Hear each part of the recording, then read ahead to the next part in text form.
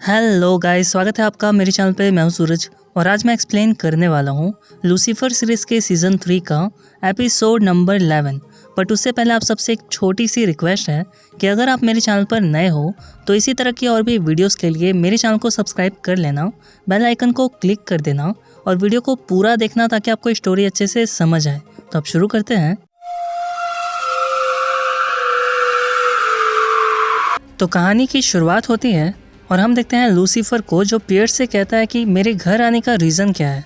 तो पियर्स कहता है कि मुझे पता है कि तुम क्या जानना चाहते हो और मैं तुम्हें बता दूं कि हाँ, मैंने ही तुम्हें किडनैप करके रेगिस्तान में फेंक दिया था। तो लूसीफर कहता है कि फिर तो मेरे विंग्स और मेरे डेविल फेस के साथ तुम्ही ने कुछ किया होगा।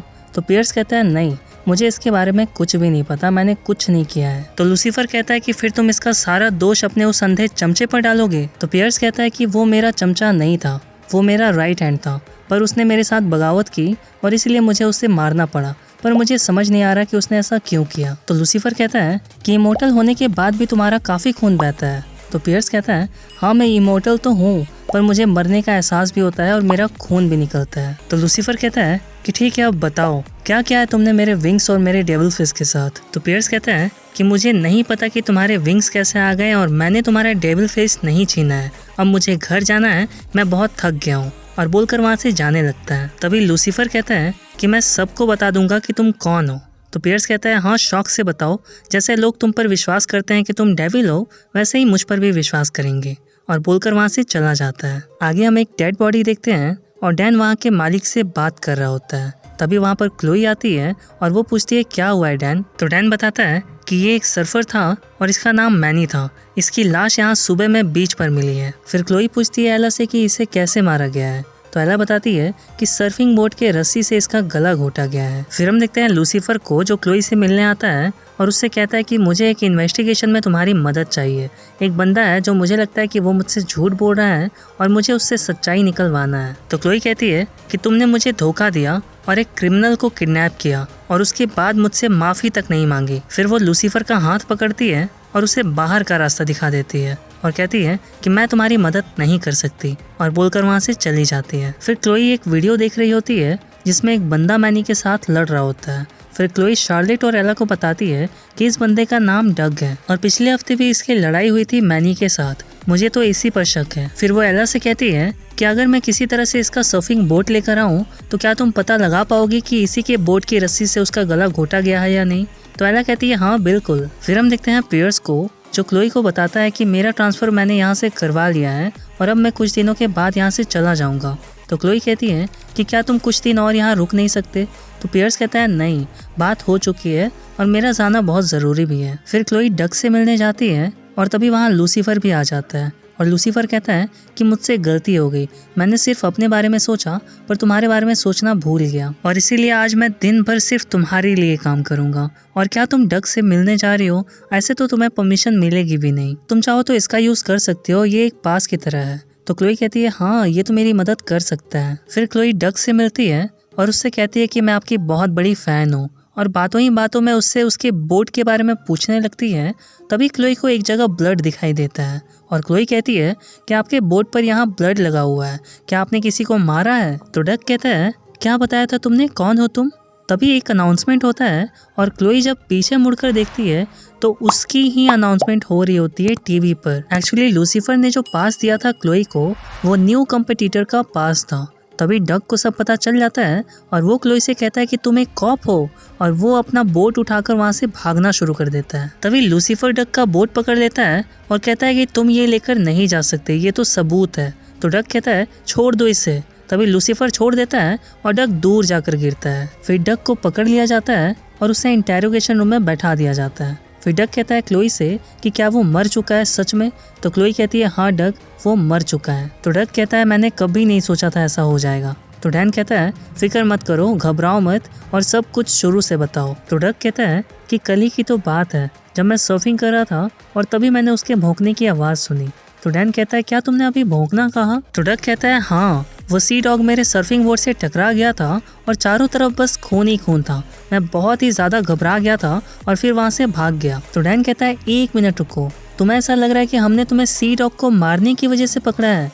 तो डग कहता है हाँ, और क्या वजह हो सकती है। तभी क्लोई मैनी की फोटो दिखाती है डग को और डग कहता है ओह माय गॉड, क्या ये भी मारा क्या। फिर हम देखते हैं लूसीफर को जो डैन से पूछता है कि तुम्हारा तो क्लोई के साथ डाइवोर्स भी हो चुका है, लेकिन फिर भी तुमने उसे मना लिया, ये कैसे किया तुमने। तो डैन कहता है कि ये कोई रॉकेट साइंस नहीं है, बहुत ही आसान है, बस उसका दिमाग खराब किए बिना उसकी मदद करो। फिर हम देखते हैं क्लोई को जो डैन को बताती है कि फोरेंसिक रिपोर्ट आ चुकी है और डग बिल्कुल सही था, उसके बोर्ड पर सी डॉग का खून है। तो डैन कहता है कि थोड़ी सी छानबीन मैंने भी की है और मुझे एक ऑर्काज नाम के गैंग के बारे में पता चला है। जहाँ पर मैनी की लाश मिली थी वहाँ पर चारों तरफ इसी ग्रुप का लोगो लगा हुआ था। और तुम जानना चाहोगी ये लोग क्या करते हैं।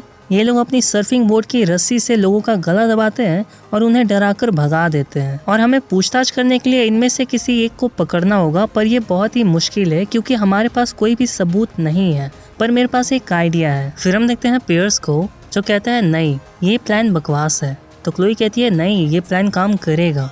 और फिर हम देखते हैं डैन को जो सर्फिंग करने के लिए बिल्कुल तैयार होता है। फिर हम देखते हैं कि डैन कॉल के थ्रू क्लोई से कनेक्ट होता है और पियर्स पूछता है क्लोई से कि तुम्हें लगता है कि डैन ये कर पाएगा। तो क्लोई कहती है हाँ बिल्कुल, उसे बस ऑर्कास गैंग के लोगों को गुस्सा दिलाना है, उसके बाद वो एक कोड वर्ड बोलेगा और हम वहाँ पहुँच जाएंगे। इधर हम देखते हैं लूसीफर को जो बेचारा क्लोई को इम्प्रेस करने के लिए उसका सारा काम कर रहा होता है। फिर हम देखते हैं डैन को जो ऑर्कास गैंग के साथ सर्फिंग कर रहा होता है और डैन कुछ ज़्यादा ही अच्छा कर रहा होता है। फिर हम देखते हैं लूसीफर को जो पियर्स के पास आता है और उससे कहता है कि अगर तुम्हें लग रहा है कि तुम मेरे सवालों का जवाब दिए बिना ही यहाँ से चले जाओगे तो तुम गलत सोच रहे हो। फिर पियर्स क्लोई से कहता है कि थोड़ी देर के लिए हमें अकेला छोड़ दो। फिर क्लोई बाहर चली जाती है और पियर्स लूसीफर से कहता है कि चलाओ अपना जादू और पूछो मुझसे कि मेरी ख्वाहिश क्या है। फिर लूसीफर पियर्स की आंखों में देखता है और उससे पूछता है कि बताओ तुम्हारा दिल क्या चाहता है।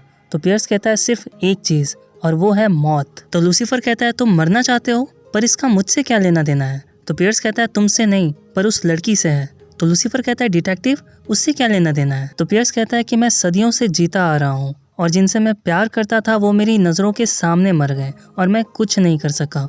ये सब कुछ जैसे हेल है और मुझे इस हेल से निकलना था। और तभी मुझे पता चला एक ऐसी लड़की के बारे में जिसके सामने डेविल भी कमज़ोर पड़ जाता है, और इसीलिए मैंने तुम्हें किडनैप करके रेगिस्तान में फेंक दिया था क्योंकि मुझे मेरी थ्योरी को साबित करने के लिए तुम्हें रास्ते से हटाना बहुत ज़रूरी था। और फिर जब उस बंदे ने क्लोई पर गोली चलाई तो मैं जानबूझकर अपनी थ्योरी को टेस्ट करने के लिए सामने आ गया, पर उससे भी कोई फर्क नहीं पड़ा। पर फिर तुम्हारे विंग्स निकल आए और तुम वापस आ गए और मेरे सारे प्लान पर पानी फेर दिया। तो लूसीफर कहता है ओह बहुत बुरा हुआ, पर तुमने मेरे विंग्स मुझे वापस कैसे लौटाए।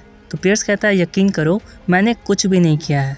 तो लूसीफर उसकी बात पर यकीन कर लेता है। इधर ऑर्कास के लोग डैन को घेर लेते हैं और उनकी लीडर डैन को एक जोर का पंच मारती है और डैन वहीं गिर जाता है। और डैन कहता है कि तुम्हें लगता है कि तुम्हारे एक पंच से मैं डर जाऊंगा। तो उनकी लीडर अपने बोट की रस्सी निकालती है और कहती है नहीं, तुम्हें यहाँ से चले जाना चाहिए था गधे। और डैन कहता है कि तुमने मेरे दोस्त मैनी को भी इसी तरह मारा था ना, इसी रस्सी से ना। और ये सीन यहीं कट हो जाता है। फिर क्लोई वैन में वापस आती है और कहती है कि डैन कॉल का जवाब नहीं दे रहा है और कैमरे में भी नहीं दिख रहा है, आखिर कहाँ गया होगा। फिर क्लोई लूसीफर और पियर्स डैन को चेक करने के लिए जाते हैं और लूसीफर कहता है कि ये लोग क्या कर रहे हैं। और हम देखते हैं कि डैन ऑर्कास गैंग के साथ पानी में होता है और क्लोई कहती है कि लगता है कि वो लोग मैनी को श्रद्धांजलि दे रहे हैं। और फिर हम देखते हैं कि उनकी लीडर मैनी के बारे में अच्छी अच्छी बातें कर रही होती है और कहती है कि वो हम में से ही एक था, एक आज़ाद परिंदा। तो डैन कहता है कि मैं उसके किलर का पता लगाने के लिए यहाँ पर आया था और मुझे लगा कि तुम में से ही किसी एक ने उसे मारा है। तो उनकी लीडर कहती है कि जहाँ पर मैनी की लाश मिली थी वो कॉपर वाली जगह है और वहाँ पर हम जाते भी नहीं है क्योंकि वहाँ की मालकिन बहुत ही खड़ूस है और वो हमें वहाँ आने नहीं देती। फिर डैन को यकीन हो जाता है कि इनमें से किसी ने भी उसका खून नहीं किया है और वो सब वहाँ पर एंजॉय करते हैं। फिर हम देखते हैं क्लोई को जो लूसीफर पे बहुत ही ज़्यादा गुस्सा होती है, जिसका रीज़न आप स्क्रीन पर देख सकते हो। और लूसीफर से कहती है कि तुम्हें ज़रा भी अंदाज़ा है कि तुम्हारी की हुई गलतियों से दूसरों को कितना हर्ट होता है। तो लूसीफर कहता है कि मुझे तुम्हारी अब हेल्प नहीं चाहिए। तो क्लोई कहती है कि फिर तुम यहाँ पर अब क्यों हो। तो लूसीफर कहता है क्योंकि ये केस तुम्हारे लिए बहुत मायने रखता है और इसीलिए मेरे लिए भी मायने रखता है, हम दोनों पार्टनर है डिटेक्टिव। तभी क्लोई को वहाँ पर एक फाइल मिलता है जिसमें काफ़ी सारे रिपोर्ट्स लिखवाए गए होते हैं उसी कॉपर बीच के बारे में कि कुछ लोग इस बीच पर अपना फेक बोर्ड लगाकर उस बीच को अपना बता रहे हैं।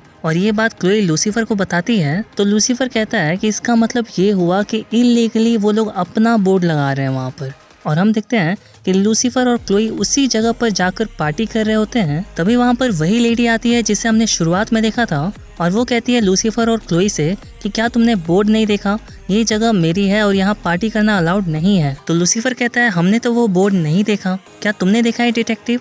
तो क्लोई कहती है नहीं तो मैंने भी वो बोर्ड नहीं देखा, लगता है किसी ने निकाल कर फेंक दिया है। तो वो लेडी कहती है कि मुझे नहीं पता कि तुम दोनों अपने आप को क्या समझते हो, मैं पुलिस को बुलाने जा रही हूँ। तो लूसीफर कहता है अब तो सच कह दो कि तुम्ही ने मैनी को मारा है। तो वो लेडी कहती है कि मेरे घर में आकर तुम मुझे ही कह रहे हो कि मैंने खून किया है। तो क्लोई कहती है कि ये घर तुम्हारा नहीं है, तुम यहाँ पर इलीगली रह रही हो और जब मैंने यहाँ पर आया तो तुम्हें अच्छा नहीं लगा और इसीलिए तुमने उसे मार दिया। तो वो लेडी कहती है कि तुम्हारे पास कोई सबूत नहीं है। तो लूसीफर कहता है कि ऐसा तुम्हें लगता है, पर वो पुलिस वाला तो कुछ और ही कह रहा है। और हम देखते हैं कि जिस रस्सी से गला घोटकर मैनी को मारा गया था वो रस्सी उसी लेडी के घर पर मिल जाता है। तो वो लेडी कहती है कि मैंने इस जगह के लिए पैसे दिए थे पर फिर भी मुझे ये जगह नहीं मिली और इसीलिए मैं यहाँ रहने लगी। फिर उसे अरेस्ट कर लिया जाता है। फिर हम देखते हैं अमैनीडेल को जिसे लिंडा से प्यार हो जाता है और लिंडा भी अमैनीडेल से प्यार करती है, पर वो कहती है कि हमारा रिश्ता मेज को अच्छा नहीं लगेगा क्योंकि मेज तुम्हारी एक्स गर्लफ्रेंड थी